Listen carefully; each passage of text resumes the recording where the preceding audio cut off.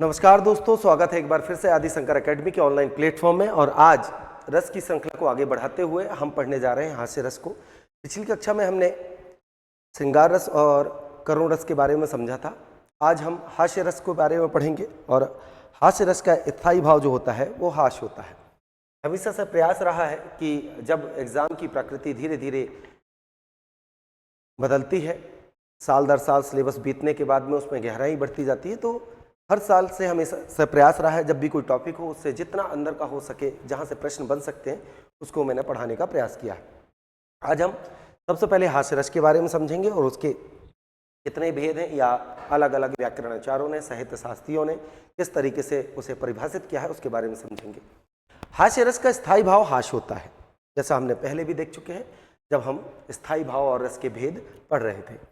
परिभाषा की बात करें, जब किसी पदार्थ, व्यक्ति की असाधारण आकृति, है ना, वेशभूषा, चेष्टा आदि को देखकर, कोई बच्चा है घर पे, है ना, वो हरकतें करता है, उससे हमें हंसी आ जाती है, काजल लगा लेगा पूरे चेहरे में, कहीं मूंछ बन गई या कुछ भी, ऐसी भी कोई भी जो आकृति है, ठीक है, असाधारण हो जाती है, तो मन में, हृदय में क्या होता है, विनोद नामक एक भाव जागृत होता है। विनोद, हास्य, आनंद, है ना, उसे हम हास्य रस कहते हैं या वही हास्य रस कहलाता है। ठीक है, अर्थात जब किसी काव्य को सुनने पर जब हास्य की उत्पत्ति हो या हास्य से आनंद का भाव अनुभूत हो जाए, ऐसी स्थिति में इस रस को हम क्या कह देते हैं, हास्य रस कहलाता है या इसे हम हास्य रस कहते हैं। आगे चर्चा करेंगे। केशवदास ने 4 प्रकार के हास्य का उल्लेख किया, अर्थात हास्य किस प्रकार से होगा।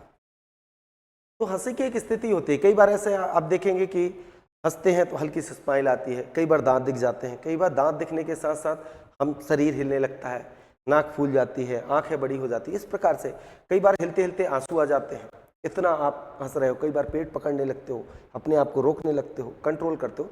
इसी आधार पर अलग अलग साहित्य शास्त्रियों ने इसे उल्लेख किया है। केशवदास 4 प्रकार से बताते हैं, एक मंदहास्य, एक कलहास्य, एक अतिहास्य और एक परिहास्य।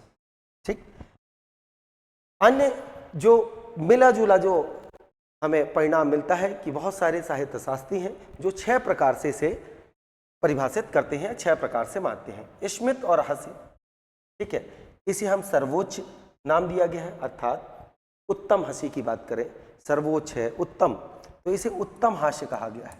क्या कहा गया है, उत्तम। विहसित उपहसित को मध्यम कहा गया है और अपहसित अतिहसित को, ठीक है, अधम कहा गया है। क्या कहा गया है, अधम, बुरा। 3 प्रकार से बांटा गया है। नाट्यशास्त्र में जब हम इसे देखते हैं तो इसका उल्लेख मिलता है कि स्मित हास्य क्या है, अर्थात कपोलों के निचले भाग में लालिमा का छा जाना, हल्की सी स्माइल आना, पर दांत दिखाई नहीं देना, उसे हम क्या कहते हैं, स्मित। हसित का मतलब क्या है, मुख और नेत्र थोड़े अधिक प्रफुल्लित हो जाते हैं, खिल जाते हैं, तो उसे हम क्या कहते हैं, हसित कहते हैं। इसके साथ साथ कपोलों पर क्या होता है, हास्य प्रकट होता है, दांत भी कुछ हद तक क्षणिक रूप से दिखाई दे जाते हैं।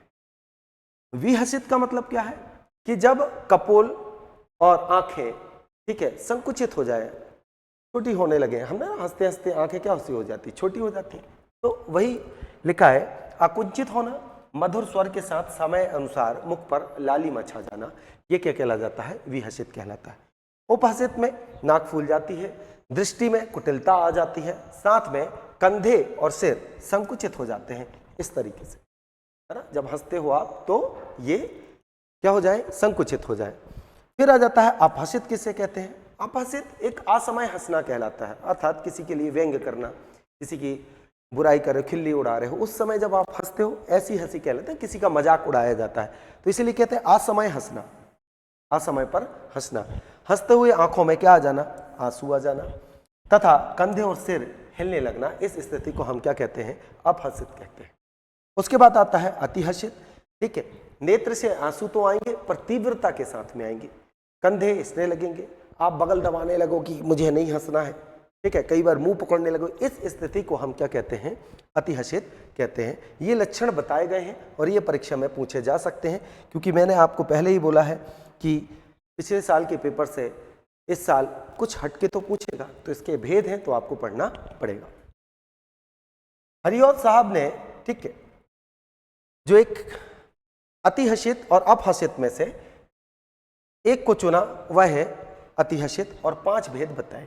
वही सारी व्याख्या है। और इन्होंने, हरिओद ने कितने प्रकार से 5 रस के भेदों को बताया, अर्थात 5 प्रकार के हास्य का वर्णन किया। अब इनके अव्यय के बारे में पढ़ते हैं कि स्थायी भाव क्या है, हास्य या हंसी, है ना, इसका स्थायी भाव होगा। आलंबन क्या है, देखिए एक विषय होगा, क्या हो जाएगा, विषय, और एक होगा आश्रय। विषय क्या होगा, वह विकृत व्यक्ति या किसी विषय विशेष की चेष्टाएं, उसकी हरकतें, उसकी वाणी या उसके मुखाग्र बिंदु से निकलने वाले वचन, जिसे सुनकर देखकर आश्रय आलंबन के हृदय में हास्य का भाव जागृत होगा। उद्दीपन क्या करेंगे, आलंबन की अनोखी आकृति, है ना, बातचीत, चेष्टाएं, जो आप विषय आलंबन है। कौन सा आलंबन, विषय आलंबन। विषय आलंबन की क्या है, अनोखी आकृति, बातचीत और चेष्टा। अनुभव क्या करेंगे, आप मुस्कुराओगे, हंसोगे, नेत्रों को मिचमिचाना, ठीक है, अट्टहास, आंसू आना, कंपन, है ना, हिलना, शरीर का समय हिलना। संचारी भाव, हर्ष होगा, आलस होगा, कई बार हंसते हंसते हंसते थक जाते हैं, यार अब लेटने दो, है ना, आंख बंद करके बहुत ज्यादा हंस लिया, तो आलस भी है। निद्रा, चपलता, कंपन, उत्सुकता। अब चपलता मतलब कोई हंसा रहा है लेकिन हम भावों को छुपा रहे हैं, तो उसे हम कहते हैं अभिथ्या। क्या होता है, अभिथ्या, ये भी आएगा आपका संचारी भाव में। देखिए कुछ चीजें छूट जाती हैं, मैं बता दूंगा, आपको लिखा दूंगा। कई बार चीजें होती हैं कि बनाते समय चीजें दिमाग से निकल जाती हैं, बाद में बता देंगे। चलिए अब कुछ उदाहरण है। जैसे पहला लिखा है, कहा बंदरिया ने बंदर से, कहा बंदरिया ने बंदर से, चलो नहाए गंगा, बच्चों को रहने दो घर पे, होने दो हुड़दंगा। अब स्वाभाविक बात है, ये वचन सुनकर आपके हृदय में क्या आएगा, हास्य या हंसी आएगी। ठीक है, पूर्ण सफलता के लिए 2 चीजें रखो याद, मंत्री की चमचागिरी, पुलिस का आशीर्वाद।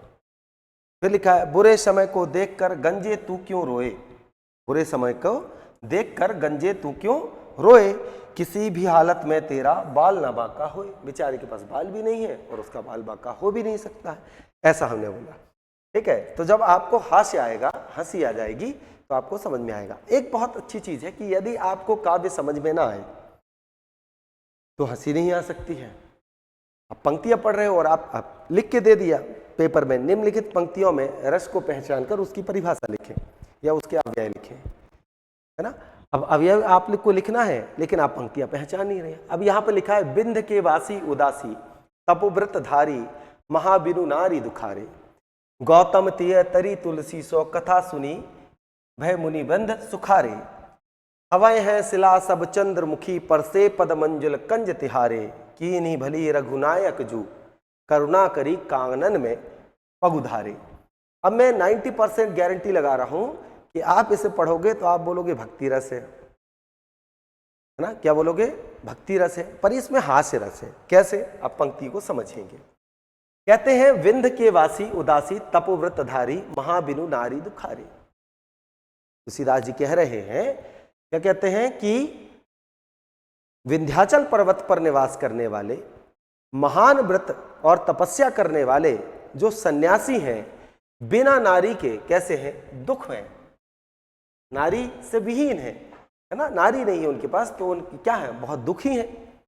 ठीक है, गौतम तिय तरी तुलसी सो, कथा सुनी भय मुनि बंद सुखारे, है ना। गौतम और अहिल्या की कथा सुनकर तुलसीदास के मुख से सभी मुनिबंद जो हैं सुख की लालसा में उत्सुकता बनाए हुए हैं। किस लिए, हवै है शिला सब चंद्रमुखी, पर से पद मंजुल कंज तिहारे।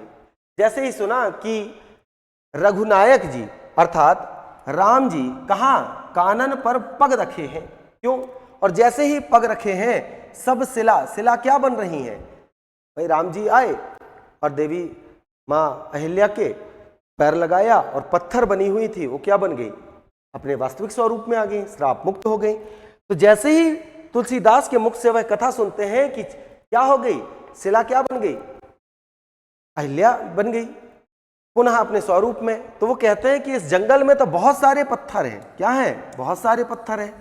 धन्य हो रघुनाय जी की, राम जी की कानन पर पगुधारे, जंगल में उन्होंने पैर रखा है।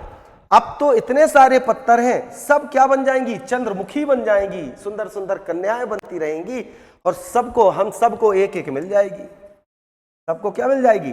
एक एक मिल जाएगी। सबके भाग्य क्या हो जाएंगे, सबके दुख दूर हो जाएंगे। सबको एक एक हो सकता है, किसी को दो मिल जाए। तो इन पंक्तियों को जब आप समझोगे तब आपके मुखाग्र बिंदु से क्या हो जाएगा, हंसी आ जाएगी कि ये कहने का तात्पर्य है। तो इसी तरीके से है ना, हम आगे भी रसों को पढ़ेंगे।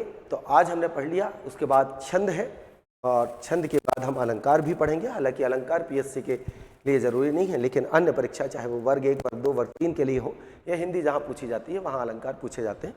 तो अगली कक्षा में हम प्रारंभ करेंगे पहले छंद को और छंद के बाद हम पढ़ेंगे अलंकार को। फिर एक टॉपिक रह गया है आपका वाक्य संरचना, तो वाक्य संरचना के बारे में बता दूंगा। यदि वीडियो अच्छा लग रहा है, आपके काम का है, तो ज़्यादा से ज़्यादा लोगों तक इसे पहुंचाएं। और जो भी व्यक्ति हमसे जुड़ना चाहता है तो दिए गए नंबर पर आप क्या कर लें, आप डिस्क्रिप्शन में जाएंगे, आपको नंबर मिल जाएगा। ठीक है, तो आप नंबर लेकर या उस पर कॉल करके जो भी समस्या है वो आप बता सकते हैं। ऑनलाइन बहुत जल्दी हमारे एप्लीकेशन पे आपके पैकेज, मतलब जो भी कोर्सेस हैं वो अवेलेबल हो जाएंगे, चाहे वो नेट जीआरएफ के लिए हो, खासकर असिस्टेंट प्रोफेसर के लिए, या नेट जीआरएफ या एमपी सेट हिंदी लिटरेचर के लिए आपको ऐप मिल जाएगा। बहुत कम दाम में बहुत अच्छे तरीके से आपको सुविधाएं दी जाएंगी। वनडे एग्जाम के लिए एसएससी हो, बैंक हो, रेलवे हो या पीएससी के लिए हो, उसके लिए प्री प्लस मेंस दोनों की क्लासेस आपको अवेलेबल हो जाएंगी। तो आशा करता हूँ आज का सेशन अच्छा लगा हो। लाइक करें, शेयर करें, सब्सक्राइब करें। जय हिंद, जय भारत।